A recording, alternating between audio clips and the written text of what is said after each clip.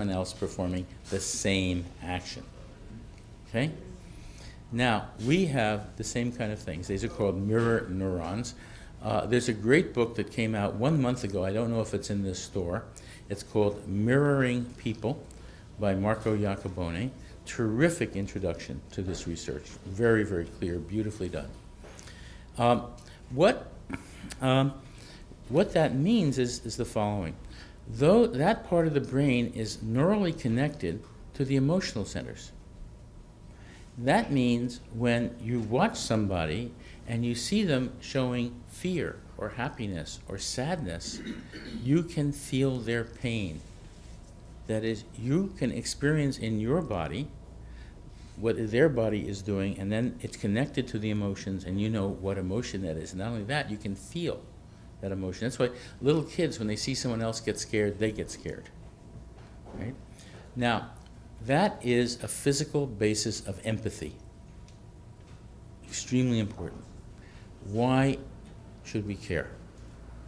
Okay, let's go to contemporary politics. Here, there's a bunch of things not being said by the pundits, but are crucial to understanding this election. What is the central idea of Barack Obama's campaign? Empathy. He says it, the pundits don't notice it. Examples. Go to the Selma speech. He talks about the empathy deficit over and over. The Philadelphia speech on race. It's called A More Perfect Union. He says that we have these great ideals. They were achieved imperfectly at first. We have to make them better and better and better. We need more freedom, more fairness, more caring, more opportunity. Caring, right in the middle of it. The following day, he's interviewed by Anderson Cooper on 360. Cooper asks him, "What is your definition of patriotism?" And he says, patriotism is based on people caring about one another. Because people care about one another, that's why freedom and fairness are important. That's why they're part of our ideals. That is what America is about. A week later, he's interviewed by Ann Curry on the morning show on NBC, and she asks him, "What is the most important thing your mother taught you?" And he says, empathy. Putting yourself in someone else's shoes is the basis of human kindness. That's what leadership has to be about. Okay? He's never been asked about this. Not one reporter asked a follow-up question. Not discussed at all. Now, if you go and read the technical policy magazines, like the American Prospect, there's a paper called The Obama Doctrine on his foreign policy. It turns out his foreign policy is based on empathy. It is not just about the national interest and at the level of the state. The national interest is about military strength and the GDP, that is economic health and political influence at the level of the state, which is supposed to be maximized in diplomacy. Instead, he says that the foreign policy is based on human decency. The main problems in the world are at the level of the person. Problems like poverty, problems like, terrorism is not at the level of the state.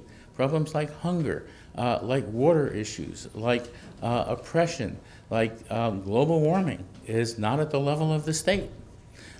Issues like global health, not at the level of the state. These are people issues. He has a foreign policy about that. Have you heard it discussed? It's The New Hampshire debates, as soon as Clinton said, "I'd go into Western Pakistan with a joint UK military force," he was the next one to, with alacrity, to say, "I would bomb, I would basically bomb Pakistan too." I mean, no, he didn't say that. He said he would go after Al-Qaeda bases. Different than bombing Pakistan. Okay. We'll come back to that. Okay. That's not what he said. Right. And he said he would only do it in consultation with the government, if the government wouldn't do it itself. And the government doesn't have the capacity to do that in Western Pakistan. So different story. It's still military aggression. I don't see how that's based on empathy. Well, we'll come back to it. Good point. But the rest of this is, a lot of it has to do with this. And he says, look, if you have, Afghanistan being taken over by the Taliban, That's an anti-empathy policy. That's not very good for people throughout Afghanistan. At any rate, the point here is that empathy is at the center of this policy. And if you listen to his stories are all about empathy. They rouse empathy in you. Okay? This is crucial, and it's crucial for an important reason. He sees America as being founded on that basis. Why does it matter for government? If America is about taking care of each other and government is the instrument for that, what does government become? It has two moral missions: protection and empowerment. Protection is not just military and police protection, but environmental protection, worker protection, consumer protection, safety nets, health care. And empowerment is not just roads and educational systems and communication systems, but also the banking system, the stock market, an energy system, a court system. No company can make a dime without government empowerment. It's important that people understand that because it's the truth. It's a truth not said. It's a truth implied. And that's behind the politics that we see. There's a lot that is implied and not said. And what this book is trying to do is get at all of those things. I want to finish up with 2 points about the view of reason that you have.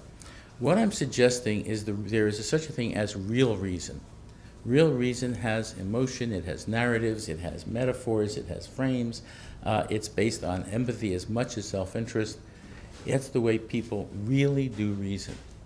And what we need is a new enlightenment based on all of that. It's not that you give up on reason, it's that you change your understanding of it to fit the reality of it. That, I think, is absolutely crucial. It's also crucial for our politics in 2 ways. We need to understand that in order to protect ourselves from being used. And also journalists need to understand it. Journalists assume that Enlightenment reason is right. And what follows from that language is neutral, that framing can only be spin. Framing is they see framing not as saying what you really believe, because every idea has framing in it, not as saying what you really believe, but only when it's being used by frauds. Now, framing is fraudulent when being used by frauds, and it's honest when it's being used by honest people. It's neutral.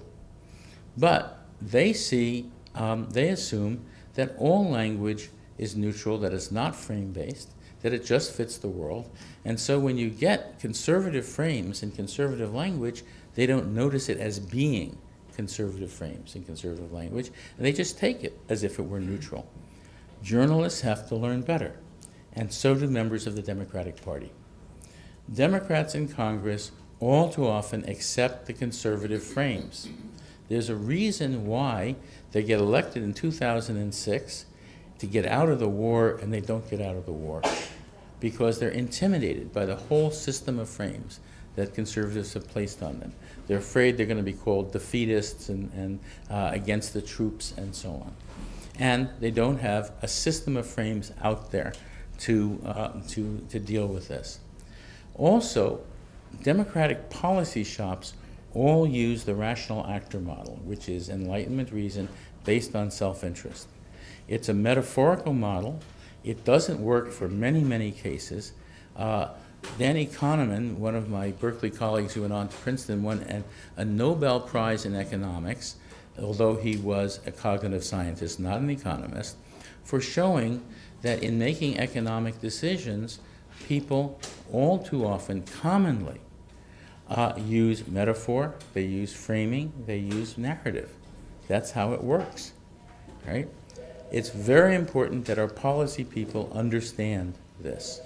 And it's important that policy people understand that there are 2 dimensions of policy.